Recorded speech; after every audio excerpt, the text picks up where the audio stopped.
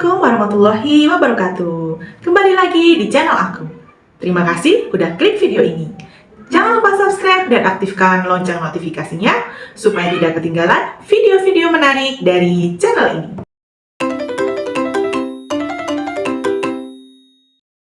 Malam ini aku akan membawakan pengalaman horor kawan yang aku singkat PHK episode 1. PHK ini adalah cerita-cerita horor yang kawan-kawanku online kirimkan untuk aku ceritakan di channel ini. PHK episode 1 ini datang dari kawan aku dari Surabaya, Jawa Timur, yang kejadiannya dialami langsung oleh orang tuanya. Dan nantinya dari kejadian-kejadian horor yang dialami oleh orang tuanya akan mengungkapkan satu kasus tersembunyi. Penasaran? Kasus apa itu? Let's go! Kawanku, cerita kali ini dikirim oleh Amelia dari Surabaya. Hai Amelia, terima kasih untuk ceritanya. Sehat-sehat ya. Sarangheyo. Ya. Kejadian ini dialami oleh orang tua Amelia. Sebut saja namanya adalah Pak Andri dan Bu Dewi. Semua nama-nama dan tempat sudah aku samarkan ya kawan, supaya apa? Melindungi privasi narasumber. Nah, Pak Andri dan Bu Dewi ini pindah ke kota T. Selanjutnya aku sebut nama aja ya, tanpa mengurangi rasa hormat saya kepada om dan tante, supaya ceritanya ini lebih mudah dimengerti. Jadi alur kisahnya nanti kalian bisa lebih memahami gitu ya. Jadi aku sebut namanya aja ya, Andri dan Dewi gitu. Pada tahun 1990, Andri sebagai anggota polisi ditugaskan ke salah satu kota T di Jawa Timur. Nah, kebetulan kota T tempat dia ditugaskan adalah tempat kota kelahiran ayahnya. Sekilas tentang ayah si Andri ini. Ayahnya Andri sebut saja namanya Pak Eko ya. Pak Eko ini dari 5 bersaudara. Pak Eko anak ketiga. Kakak laki-laki, kakak perempuan, Pak Eko, adik perempuan dan adik laki-laki. Nah, Pak Eko dan kakak laki-lakinya ini sama-sama tinggal di Surabaya karena setelah lulus sekolah mereka merantau di sana. Sedangkan kakak perempuannya, sebut saja namanya Bu Desri, ini tetap tinggal di kota T tersebut karena beliau ini sebagai guru di kota T itu menikah dan mendapatkan suami kota T juga, cuman beda desa. Kalau kedua adiknya juga merantau di kota lain. Ketika Bu Desri ini mengetahui bahwa Andri ditugaskan di kota T, maka Bu Desri menyarankan untuk si Andri ini tinggal saja di rumah neneknya, ya kan? Kebetulan rumah itu lagi kosong. Selama ini setelah sepeninggal neneknya, rumah yang neneknya Andri ini tempati memang selalu dikontrakkan oleh Bu Desri atas persetujuan semua saudaranya. Karena rumah ini memang tidak mau dijual. Itu pesan dari almarhum ibu mereka bahwa rumahnya jangan dijual. Jadi selama ini cuma dikontrak-kontrakan aja guys. Nah, si Andri ketika pindah ke kota T ini kebetulan membutuhkan tempat tinggal, jadi setuju dong, ya kan? Karena asrama waktu itu masih penuh, seniornya masih ada yang tinggal di sana, jadi tidak ada rumah dinas yang kosong. Dengan senang hati, Andri dan Dewi menerima tawaran Bu Desri. Kebetulan Andri familiar juga dengan rumah neneknya, karena dulu waktu kecil sering diajak pulang kampung ke kota T ini, ya kan? Singkat cerita, setelah kesepakatan, oke Bude, aku mau dah, aku aja yang tinggal di rumah nenek, aku sama istriku sama anakku tinggal di sana. Andri ini tinggal sama istrinya dan anaknya. Si Amelia yang mengirimkan cerita ini masih umur 3 tahun karena kejadian ini tahun 1990-an guys, ya kan? Nah, singkat cerita di hari kepindahan, Andri dan Dewi bekerja sama untuk membersihkan rumah itu. Sebenarnya rumah nenek itu meskipun model lama, tapi sudah terawat. Bu Desri benar-benar merawat rumah ibunya. Kalau ada cat mengelupas juga dicat, ada genteng yang rusak ya dibenerin, ya kan? Apa-apa yang perlu diperbaiki. Setiap penghuni atau penyewa yang pindah dari rumah itu pasti akan dicat ulang sama Bu Desri. Kebetulan penyewa yang beberapa bulan lalu sudah pindah juga orangnya termasuk rapi gitu. Jadi rumah itu tuh meskipun model lama itu masih terlihat bagus lah, kan? Hari itu Andri dan Dewi bersih-bersih rumah nenek, ya kan? Andri bagian yang depan, dari ruang tamu, teras sampai halaman depan. Sedangkan Dewi bagian ruang tengah, dapur sampai halaman belakang. Rumahnya memiliki halaman yang luas tapi tidak berpagar. Tidak berpagar ya guys. Jadi halamannya luas, tidak ada pagarnya. Rumah model lama. Nah, ketika si Dewi lagi membersihkan dapur, ya, bersih ini dapurnya, dia mendengar seperti ada suara anak kecil main di halaman rumah. Karena memang seperti aku katakan, rumahnya kan tidak ada pagarnya. Jadi anak-anak tetangga tuh udah biasa main di halaman itu tuh sudah biasa. Terdengar seperti suara anak-anak kecil tuh berlari-larian sambil ketawa-ketawa cikir ya, kayak anak-anak kecil lagi main gitu kan. Jadi dalam hati mengira, oh anak-anak tetangga lagi main nih, ya kan, biarin aja. Waktu bersih-bersih dia lihat nih, si Amelia kecil kan awalnya di ruang tengah untuk main, ya kan. Tiba-tiba si Amelia kecil ini berjalan, guys. Dia berjalan menuju pintu yang ada di dapur yang tembus ke halaman belakang. Kalau rumah model lama kan kamar mandinya ada di luar juga toh. Nah, itu ada sumurnya juga. Biasa model lama kan. Si Amelia ini jalan keluar ke halaman belakang. Dewi batin, anakku tahu nih ada teman-temannya, makanya dia mau nyusulin teman-temannya main. Ketika Amelia jalan, dibuntutilah sama si Dewi di belakangnya, karena kan memastikan nih anaknya beneran main sama anak-anak kecil itu supaya tidak mendekati sumur. Maksud Dewi seperti itu. Jadi diikutilah Amelia di belakang ketika Amelia berjalan keluar ke halaman rumah. Saat Amelia mencapai halaman rumah, dilihatnya bahwa di halaman rumah itu sepi. Tidak ada anak kecil, tidak ada suara-suara, sepi, tidak ada orang. Amelia Dewi celingukan, loh, mana anak kecil yang main-main tadi? Dilihat ke kanan, ke kiri, mencari sosok anak-anak kecil yang tadi kan. Meskipun anak kecil itu lari, samburadul namanya anak kecil kan larinya nggak seberapa. Jadi paling nggak sekelibatan kan pasti masih kelihatan. Dicariin ke sekeliling ladang, cuma ada pohon pisang, ada pohon-pohon lain, tidak ada anak kecil di situ. Sedangkan dari perhatikan, Amelia tuh tetap berjalan. Dia tuh tetap berjalan sambil ketawa riang gitu, ketawa kayak ketemu sama temennya gitu kan. Dilihatin sama si Dewi, kemana anakku ini berjalan. Saat Amelia sudah mau mendekati pohon pisang, di halaman rumah itu ada 3 pohon pisang berjajar, ya kan. Si Amelia mendekati pohon pisang itu. Terdengar lagi suara anak kecil itu, guys. Terdengar suara anak kecil ketawa sambil berlari-lari. Tapi tidak ada siapa-siapa. Tidak ada siapa-siapa di halaman rumah itu. Amelia bingung, ada suara tapi kok nggak ada, padahal nggak ada siapa-siapa. Amelia bulu kuduknya langsung berdiri, dia langsung berlari. Si Amelia ini digendongnya masuk ke dalam rumah, pintu belakang ditutup, dia langsung masuk, lari menuju depan mencari suaminya. Sambil ngos-ngosan dia, pak, kan? Si Adil heran, ibu kenapa ibu di rumah lari-lari? Lah dipikirnya ngapain kok di rumah kok lari-lari, main-main sama Amelia. Cuma ngos-ngosan dia menceritakan apa yang barusan dia alaminya.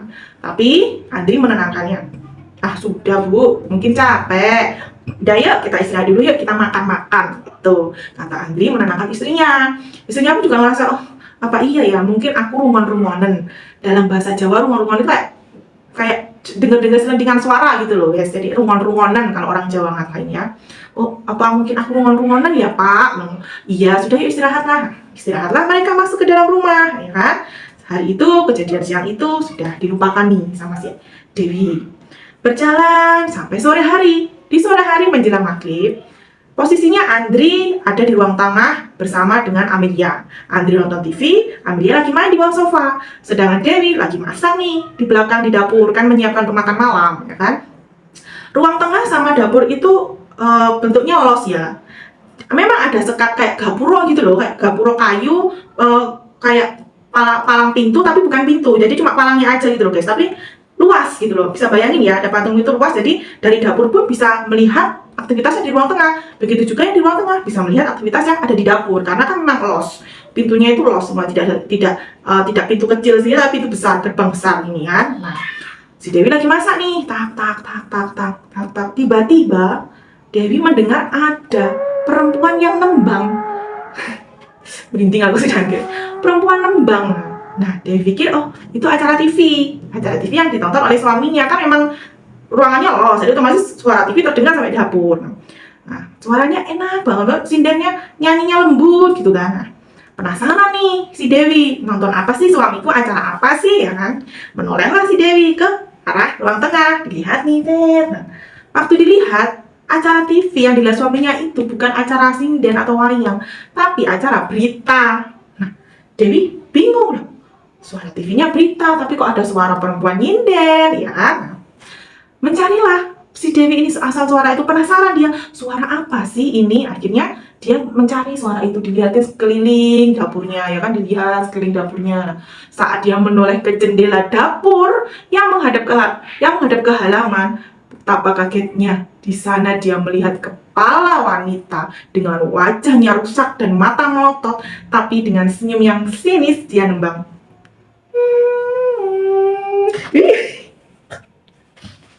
Bikin aku guys, bisa bayangin ya kamu ya.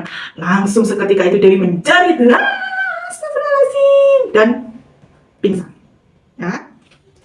Waktu bangun, Dewi sudah ada di sofa ruang tengah sambil dipijit sama suaminya. Dia bangun, melihat suaminya, langsung dia meluk suaminya sambil nangis. Bapak. Nah, ditanyain sama suaminya, kenapa kamu bu? Kenapa tiba-tiba kamu teriak terus pingsan? Kenapa? Ada apa? Dia ceritain apa yang dia lihat. Nah, suaminya berdiri nih, mau ngecek ke belakang juga, ngecek di dapur, dilihat dari jendela. Tidak ada apa-apa. Dibuka pintu belakang, dicariin di halaman belakang. Tapi tidak apa-apa, tidak ada apa-apa sama sekali. Dia tutup lagi, dia lihat, dia tenang istrinya, sudah tenang, nggak apa-apa, mungkin kamu salah lihat. Tetap itu aja yang dikatakan oleh Andri. Ibunya sudah takutan, sudah nggak apa-apa, sudah tenang, ya kan. Sudah malam itu mereka melalui dengan biasa. Keesokan harinya si Dewi jatuh sakit. Dia demam tinggi ya kan, karena kejadian semalam masih terngiang-ngiang jelas bagi Dewi. Sampai muncrat aku guys. Jadi dia demam, panas, dingin, mukanya pucat. Nah, si Andri karena dia harus dinas, dia nggak tega meninggal istrinya, dia minta tolong sama Bu Desri, ya kan. Bu Desri dipanggil Bude, minta tolong jaga istri saya dong. Bu Desri ini dia tinggal di desa lain, ya kan. Jaraknya tidak jauh dari rumah itu. Jadi Bu Desri, iya nak, aku tak ke rumahmu, nanti tak temenin Dewi, kan. Sudah kamu berangkat kerja aja. Bu Desri lah yang nemani Dewi di rumah itu. Dilihat kamu sudah makan nak. Belum Bude, ya udah tak bikinin makanan ya. Bude bilang enggak Bude. Bude lah masak di belakang sambil dia ngomong si Amelia. Amelia ini untung aja abah ya, Amelia ini orang enak gak rewel ya. Ditaruh di ruang tengah mainan aja dia di situ. Masaklah Bude Sri di dapur. Tak. Nah, waktu nyalain keran, airnya mati ya kan. Di rumah itu ada sumur yang berada di dekatnya kamar mandi di belakang. Tapi sumur itu sudah ditutup sama Bu Desri karena sudah dipasang sanyo. Jadi kalau butuh air tinggal cetek gitu aja. Bu Desri ke belakang nih, mau nyalain si sanyo itu, gitu. Mau nyalain si sanyo, dia mendengar samar-samar tuh ada perempuan lembang di kamar mandi. Bu Desri kira, oh Dewi di kamar mandi gitu kan. Cuman heran juga waktu itu Bu Desri bilang, kapan Dewi ke kamar mandi? Karena kan jalan dari Dewi tadi di kamar. Kalau mau ke kamar mandi, kan harus melewati dapur, ya kan? Sedangkan Bu Desri di dapur itu nggak melihat Dewi ke kamar mandi. Oh, Dewi di kamar mandi kapan lewatnya? Pikirnya Bu Desri. Tapi Bu Desri pikir, oh itu Dewi, kan? Sudah dinyalain cetek, sanyo masak lagi, tak masak. Sampai masakan selesai, sudah selesai mau menyiapkan makanan untuk Dewi dan Amelia. Baru setelah Bu Desri ingat, Dewi tadi kan di kamar mandi. Tapi kok belum balik ke kamar? Karena kan nggak melihat nih sepanjang Bu Desri masak, dia nggak melihat Dewi masuk. Jadi, kok lama sekali dia di kamar mandi. Disusullah si Dewi itu di kamar mandi. Dipikirnya Bu Desri masih ada di kamar mandi. Waktu di kamar mandi di sana, diketok-ketok, tok. Wi, belum selesai kamu di kamar mandi, Wi. Tok, Wi. Nggak ada suara. Akhirnya sama Bu Desri dibuka pintu kamar mandi itu. Ternyata nggak ada orang di kamar mandi. Bu Desri heran dong. Kok nggak ada orang? Tadi Dewi di kamar mandi, bilang gitu kan. Bu Desri masuk lagi ke dalam, ngecek dia di kamar. Ternyata Dewi masih tidur di kamar itu. Loh, ditanyain sama Bude, loh Wi, kamu kapan kembali dari kamar mandi? Lewat mana? Kok Bude nggak tahu? Si Dewi karena udah badannya udah sakit, ya udah panas, Dewi nggak menggubris apa yang dikatakan Bude. Dia cuma diem aja karena lagi sakit, kan lagi demam tinggi.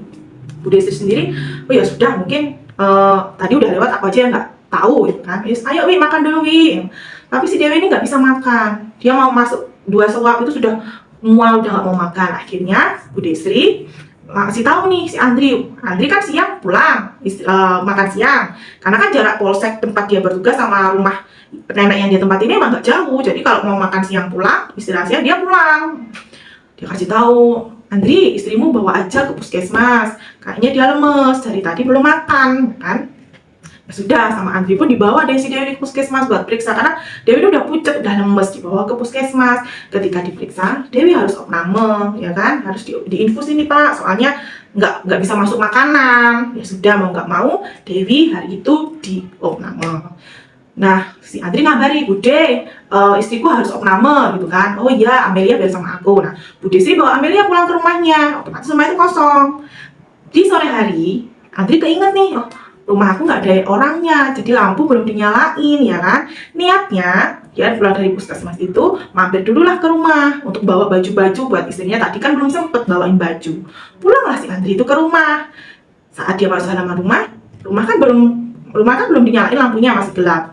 Dia waktu parkir motor, dia dengar ada suara orang kayak mukul-mukul tembok, kayak orang maku gitu loh, tok tok tok.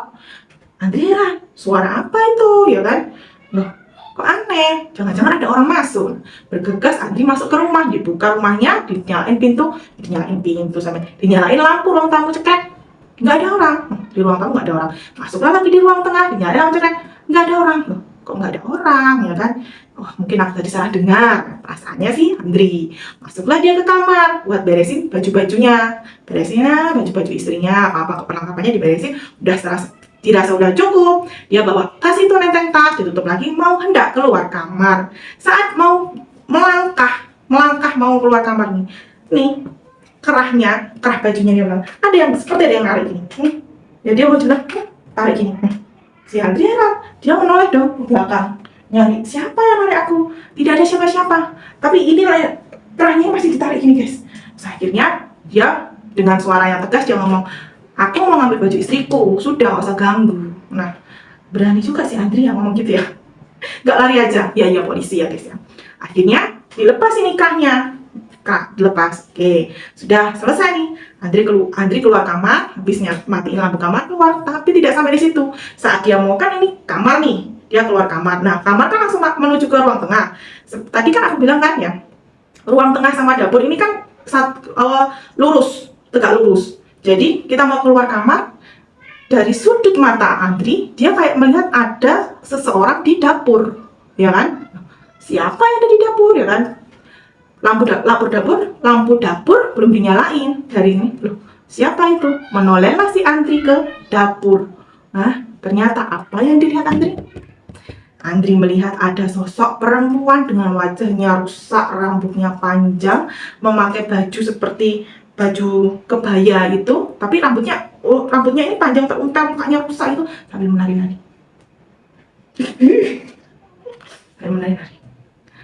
Andri melihatnya, astagfirullahaladzim, mukanya melotot dengan senyum yang sinis, dan menari-nari. Astagfirullahaladzim. Langsung Andri baca doa. Dia melihat sosok itu tuh seperti tidak mau mendekati si Andri, tapi kayak terhalang sesuatu gitu loh. Karena saat itu kan Andri lagi baca doa, ya. Itulah kekuatan Allah ya. Andri melindungi makhluk itu. Tak berapa lama sosok itu langsung pergi. Nah, sebelum kembali ke rumah sakit, sebelum balik ke puskesmas, Andri datang dulu ke rumahnya Bude Sri, sekali mau nengok Amelia. Dia cerita ke Bude, kok tadi aku lihat ini. Kemarin istri aku juga cerita, dia melihat sosok ini. Dia ceritakan semua. Bude Sri juga heran loh, masa toh nak, kenapa? Padahal selama ini tuh tidak pernah ada cerita atau rumor-rumor tentang hantu digangguin. Bahkan penyewa-penyewa sebelumnya tuh banyak yang betah tinggal di situ. Rumah nenek itu sejauh ini disewa masih 3 orang. Yang pertama, yang kedua, dan yang ketiga beberapa bulan sebelum Andri di situ baru pindah. Mereka semua itu betah, ngakunya betah di sana. Mereka pindah karena sudah punya rumah sendiri. Jadi awalnya ngontrak, nanti 2 tahun, 3 tahun sudah bisa beli rumah, pindah. Begitu. Dan tidak pernah ada rumor, oh aku digangguin tuh sama ini. Nggak pernah gitu. Karena rumah nenek itu benar-benar dirawat ya. Benar-benar dirawat di sana, benar-benar bukan rumah kosong yang diabaikan, itu bukan. Makanya Budinya heran, kok bisa ya nak? Ya sudah nak, mungkin kamu karena belum melakukan selamatan pindahan rumah. Kalau orang Jawa tuh harus selamati dulu nih rumahnya, ya kan, pindahan selamatan. Udah wes, nanti kalau istrimu sudah pulang, kalau besok istrimu sudah boleh pulang, kita adakan pengajian di rumah, gitu kan. Benar saja, ketika Dewi sudah sembuh dan boleh dinyatakan pulang, saat itu dia adakanlah pengajian, ya kan. Siangnya saat menyiapkan makanan buat pengajian nanti, si Dewi kan dibantu sama tetangga depan. Jadi di rumahnya itu meskipun ada halamannya luas karena ada pekerja, jadi masih sama tetangga tuh bisa saling serawung. Apalagi kan tetangganya tuh kenal Andri, kecil kan sering main ke situ. Dibantulah, sebut saja nama tetangga depannya si Dewi itu adalah Bu Surti, ya kan. Bu Surti bantuin saya ya masak, nanti ada pengajian di rumah. Oh iya wi tak bantu, gitu kan. Bantuin lah ya motong sayur, terus nyiapin apa, dibantu sama Bu Surti ini. Nah, waktu mau nyuci sayur buat masak, airnya kan mati. Terus kata Dewi, ini airnya mati. Oh, sanyonya di belakang Bu. Oh iya, tak nyalain ya. Ya, nyalain lah. Bu Surti nyalain sanyo ada di belakang kan, di dekat kamar mandi belakang. Waktu mau nyalain sanyo, Bu Surti ini dengar ada perempuan di kamar mandi, ya kan? Kamar mandi lagi bersenandung, misalnya kayak ini. Kayak gitu. Kebetulan pintu kamar mandi ini terbuka sedikit, ya kan? Terbuka sedikit. Penasaran lah Bu Surti ini. Siapa yang di kamar mandi? Dewi di dapur sama dia, ya kan? Diintip, dilihatlah ke dalam kamar mandi itu. Siapa yang bersama di kamar mandi? Diintip gitu sama Bu Surti. Nah, makhluk terlihat bahwa ada perempuan rambut dari belakang, rambutnya itu panjang. Dia pakai baju kayak baju kebaya perempuan zaman dahulu gitu, kebaya sinden kayak gitu. Terus diperhatikan terus sama Bu Surti. Loh, siapa perempuan itu? Kemudian gak berapa lama makhluk itu tuh menoleh ke Bu Surti gitu.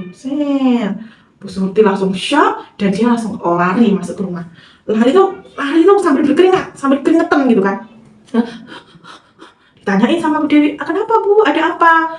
Bu Surti nggak mau kan Dewi kepikiran, karena kan tahu Dewi habis sakit. Oh, nggak apa-apa Wi, nggak apa-apa, nggak ada apa-apa kok, gitu kan. Kebenaran nggak apa-apa Bu, enggak ada apa-apa, itu Bu Surti. Sudah dilanjutkan, sore itu pengajian pun diadakan. Nah, setelah diadakan pengajian itu, memang tidak ada gangguan apa-apa lagi. Dewi dan Andri tinggal di rumah itu dengan nyaman dan damai. Berarti sudah dong, sudah selesai? Enggak, tidak berhenti di situ. Ternyata 2 minggu setelah diadakan pengajian itu, Andri ada saatnya dia harus dinas jaga malam. Jadi hari itu dia seharian nih, dari pagi sampai besok pagi baru pulang. Nah, karena khawatir anak dan istrinya sendirian di rumah, dia minta Sari. Sari ini adalah anak kedua dari Bu Desri, ya kan, untuk nemeni Dewi. Sari bilang, oh iya Kak, iya Mas, nanti aku tak kesana, gitu kan. Kebetulan memang Sari itu kan kakaknya laki-laki. Nah, semenjak Dewi pindah situ, dia tuh sering berkunjung ke sana, akrab gitu sama Dewi, sering curhat sama perempuan ya, sama-sama suka gibah gitu kan, cocok. Jadi, oh iya Mbak, iya Mas, nanti aku tak temenin Mbak Dewi, gitu. Beneran. Sore hari kan si Dewi udah tahu nih Andri nggak pulangnya baru besok pagi, ya kan. Dia tahu kalau Sari nanti pulang dari kerja mau akan ke rumah tidur di tempat si Dewi itu. Sore hari menjelang maghrib, surup-surup gitu loh, surup-surup, diketok pintu depan, tok tok tok tok tok tok tok tok tok tok tok, dibuka sama Dewi. Sret, ternyata Sari yang datang. Sari udah pulang, tapi saat itu Sari tuh mukanya pucat sekali dan dia cuma mengangguk. Langsung aja masuk nyelonong. Si Dewi heran, kenapa Sari kok mukanya pucat, apa dia sakit? Tumben, diam aja, karena Sari ini orangnya tuh sebenarnya periang. Dia itu suka ngomong gitu loh, dia tuh orangnya tuh rame gitu loh. Jadi kalau tiba-tiba diam kan Dewi jadi heran, mungkin dia lagi sakit karena mukanya pucat kan. Udah, si Sari langsung masuk dan duduk di ruang tengah. Amelia lagi main di bawah sofa. Ditanyain sama Dewi, kenapa kamu Sari, kamu sakit? Dia cuma diam aja. Kamu lagi ada masalah? Cuma geleng. Si Dewi heran dong. Dia pikir, oh mungkin dia lagi ada masalah biasa, anak muda mungkin lagi banyak pekerjaan. Ya udah, Mbak masak dulu ya Wi, kamu tunggu di sini. Dia cuma diam gini ya, cuma duduk diam. Dewi berangkat ke dapur, dia masak. Tak tak tak tak tak tak tak. Sekitar 30 menit kemudian, ada orang yang ketok-ketok lagi. Tak tak tak tak tak tak tak tak. Dengar nih Dewi siapa yang ketok. Panggillah dia si Sari. Sari, tolong bukain pintu itu dek. Benar gitu. Dia lanjut masak, tok tok tok tok tok. Tapi tetap ada pintu diketok, tok tok tok tok tok tok tok tok. Sari, kok nggak dibukain pintunya? Tapi Sari tetap diem aja. Dilihat nih sama si Dewi dari dapur. Sari ini kenapa sih malah nggak mau buka pintu, diam aja. Akhirnya dia yang keluar ke ruang tamu sambil ngomel, gimana sih Dek, kok nggak dibukain pintu? Orang Mbak lagi masak, gitu kan? Sambil kesel dia nih, kenapa sih Sari ini kok jadi kayak gini? Yang menuju ke ruang tamu, dibuka pintu tuh, krek. Hai Mbak, sorry ya Mbak, telat nih. Aku tadi ada kerjaan harus selesaiin, makanya baru datang. Tahu siapa yang datang? Sari. Si Dewi langsung ketegangan. Hah? Kok Sari ada di sini? Bilang gitu kan. Sarinya bingung nih, melihat Dewi ketegangan. Mbak Dewi, kenapa? Kenapa kok kaget gitu? Dewi langsung, hah? Dia bertanya tuh siapa yang di ruang tengah tadi. Dia langsung berbalik, seperti kayak setengah berlari itu menuju ruang tengah. Saat si Dewi sampai di ruang tengah, dia mau lihat siapa Sari di ruang tengah. Nah, kalian tahu siapa? Sosok makhluk perempuan rambut panjang, pakai kebaya sinden dengan mukanya yang mata melotot, muka hancur, senyum, nari. nari mengelilingi si Amelia, mengelilingi bayi Amelia tuh, dia muter-muter di situ. Dan langsung tuh, Amelia, Amelia, sambil nangis. Saya heran dong, dia langsung bergegas nyusulin Kak Dewi. Kak Dewi kenapa? Kak Dewi kenapa? Nah, dia menoleh apa yang dilihat sama Dewi, dia juga ikut juga ikut teriak. Tapi Dewi pingsan, Sari lari keluar, dia manggil tetangganya, Bu Surti tolong, Bu Surti tolong. Bu Surti langsung keluar, ada apa, tolong.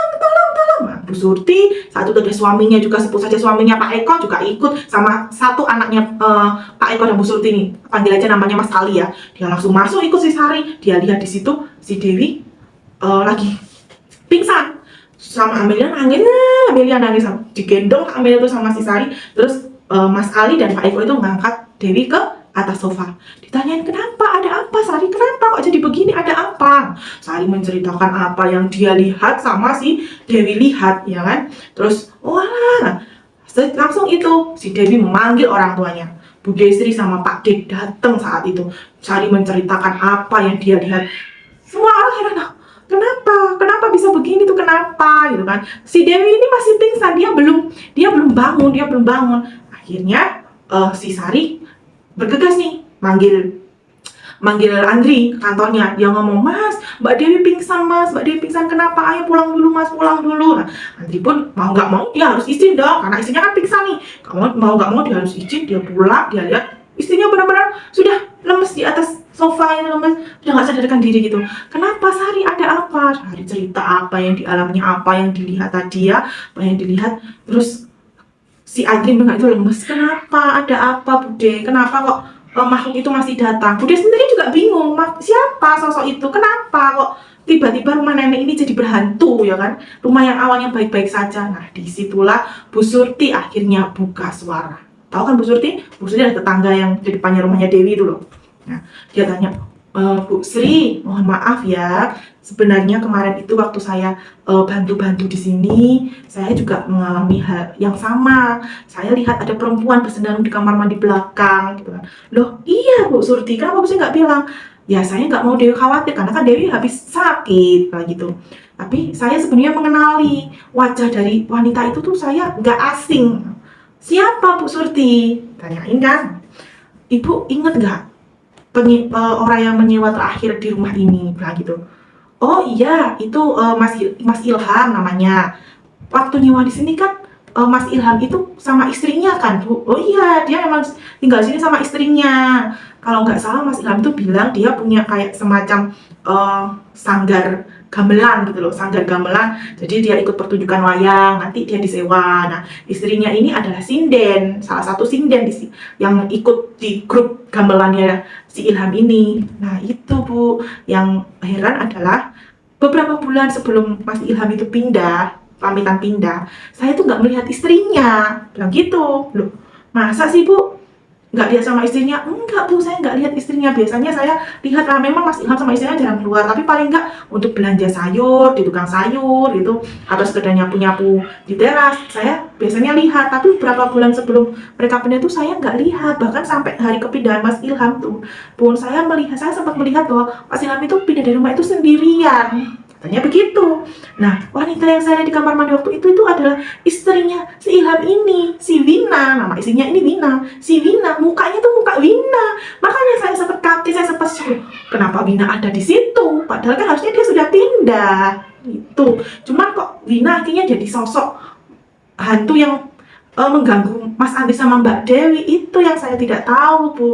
Bilang gitu kan. Terus Ibu Sri bilang gini, iya ya, kalau setelah dipikir-pikir, waktu itu Mas Ilham pamit mau pindah dari kontrakan itu, bilang nggak mau perpanjang kontrakan itu, memang sendirian, nggak ada istrinya, dia mau pamit sendirian. Terus Mas Ali nih, anak pertama Bu Surti, tetangganya tadi itu juga nyeletuk, iya Bu Sri, sebenarnya saya tuh sempat melihat kalau Mas Ilham sama istrinya itu pernah bertengkar, ya kan? Waktu itu nggak sengaja. Mas Ali tuh nyuci motor di depan. Dia tuh mendengar ada suara teriakan di dalam rumah itu. Dilihat dong, kan memang mereka ada hadapan dong, kalau lagi di depan ada teriakan dong, dilihat sama Mas Ali, diingat ada apa gitu kan. Nah, jendelanya kan besar-besar, nah itu dilihat, oh Mas Ilham sama Wina lagi berantem, tapi kan dia nggak mau ikut campur karena kan itu urusan rumah tangga. Jadi Mas Ali pun meneruskan nyuci motornya. Nah, setelah kejadian bertengkar itulah tidak pernah terlihat lagi si Wina, ya kan?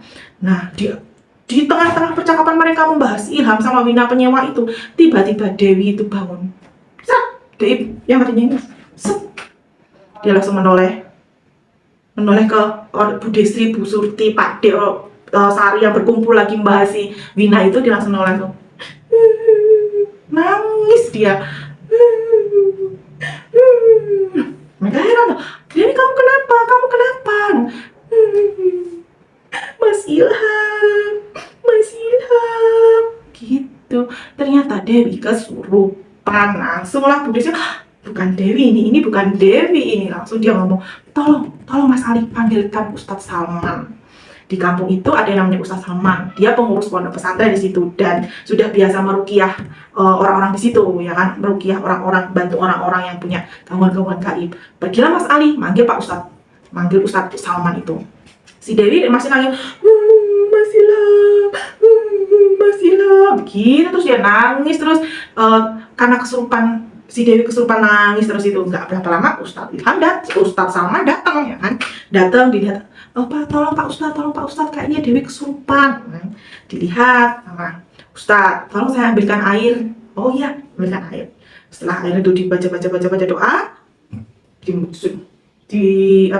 airnya itu kayak diusapkan di mukanya si Dewi. Usapkan sini, berhenti. Dewi udah berhenti nangis. Terus langsung dia melihat Pak Ustadz ini. Dia melihat Pak Ustadz tuh bukannya malah mendelik, pergi kau, pergi. Nah gitu. Ustadz tanya, kenapa? Ada apa?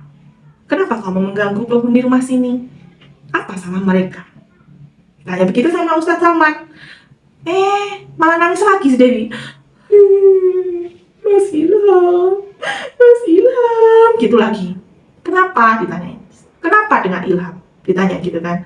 Kalau kamu memang mau mengatakan sesuatu, ada yang kamu sampaikan, ya kamu bicara. Jangan mengganggu penghuni di sini. Setelah ditanya begitu sama Ustadz Salman, tiba-tiba Dewi pingsan lagi. Pingsan lagi. Terus Ustadz Salman bilang, tolong ambilkan minyak kayu putih. Oh iya Ustadz, ambilkan minyak kayu putih, diusap di tangannya, terus dicupitlah jempol si Dewi, dicupit dengan keras. Nah, akhirnya perlahan Dewi buka mata, dia melihat Andri, melihat Bu Desri, Bu Dasari, langsung dia bangun, Mas Amelia, bilang gitu kan. Dewi sudah sadar ternyata. Nggak apa-apa, Dek, nggak apa-apa. Amelia lagi sama Sari, sudah tenang aja kamu. Terus dia bilang, Mas, makhluk itu masih ada di sini. Dia menceritakan apa yang dialami ketika tiba-tiba Sari datang, ya kan. Terus dia acuh tak acuh, tahu-tahu ada Sari lagi yang datang, ya kan. Akhirnya semua orang ngerti apa yang terjadi saat itu. Terus Ustadz Salman mengatakan, Nah Andri, sepertinya ada sesuatu yang memang makhluk itu inginkan. Coba cari nama yang dia sebutkan itu, yaitu si Ilham itu tadi. Kenapa? Ada apa? Kenapa dia terus memanggil-manggil nama Ilham? Siapa dia? Nah, Bu Surti cerita, Pak, Ilham itu adalah penyewa sebelum rumah ini, sebelum Mas Andri dan Bu Dewi ini tinggal di sini. Dan kalau misalnya makhluk yang diceritakan oleh Bu Dewi itu benar, itu sosok itu adalah Wina, istrinya Ilham, ya, yang tadi ceritakan pindah tapi istrinya nggak ada, ya kan? Nah, akhirnya mereka curiga, ada apa sebenarnya? Ada apa dengan Ilham dan Wina ini, ya toh? Ada apa? Mereka curiga. Andri seorang polisi kan ya, orang polisi, dia lebih peka nih. Wah, ada yang nggak beres nih sama Ilham. Coba saya cari tahu, gitu kan?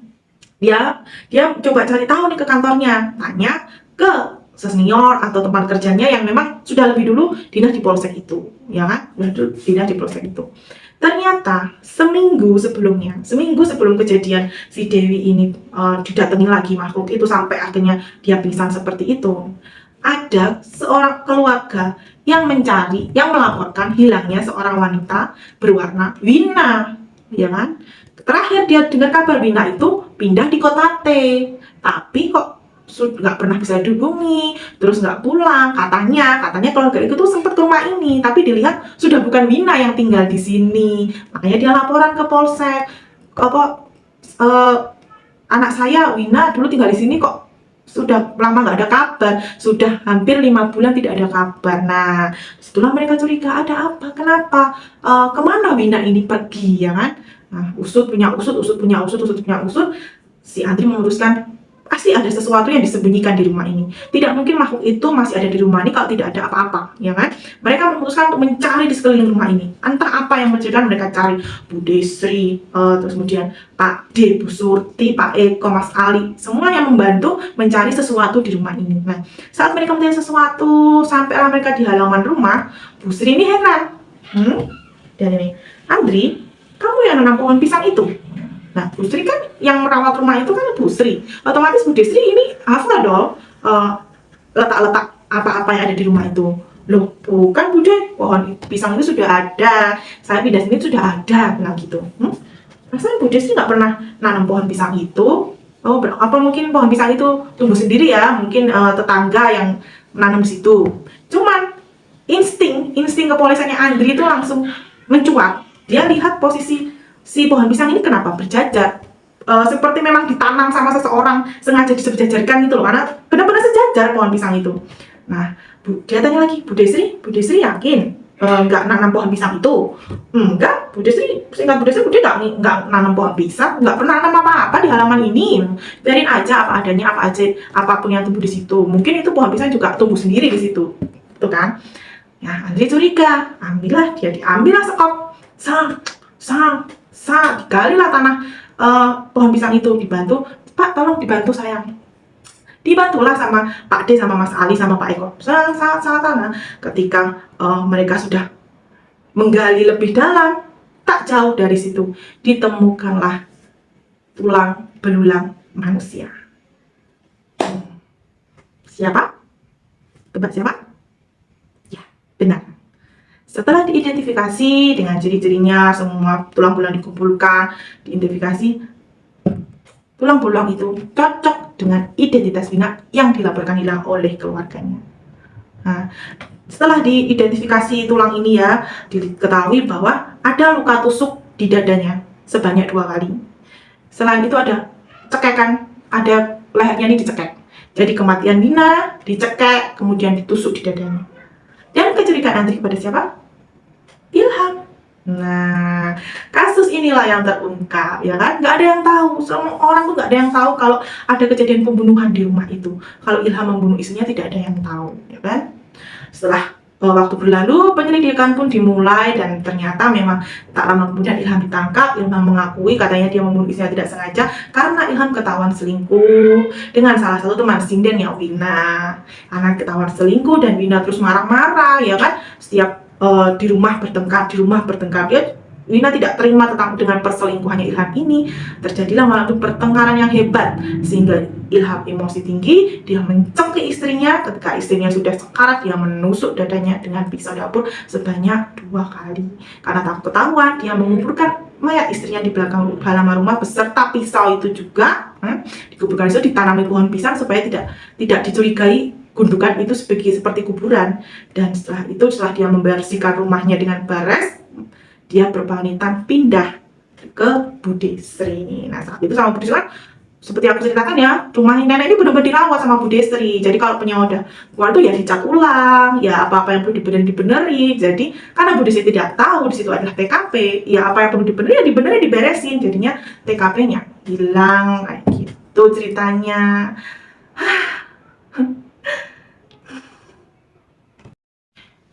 Jadi begitu kawanku, kisah pengalaman horor kawan yang aku singkat PHK ini yang dikirim oleh Amelia dari Surabaya.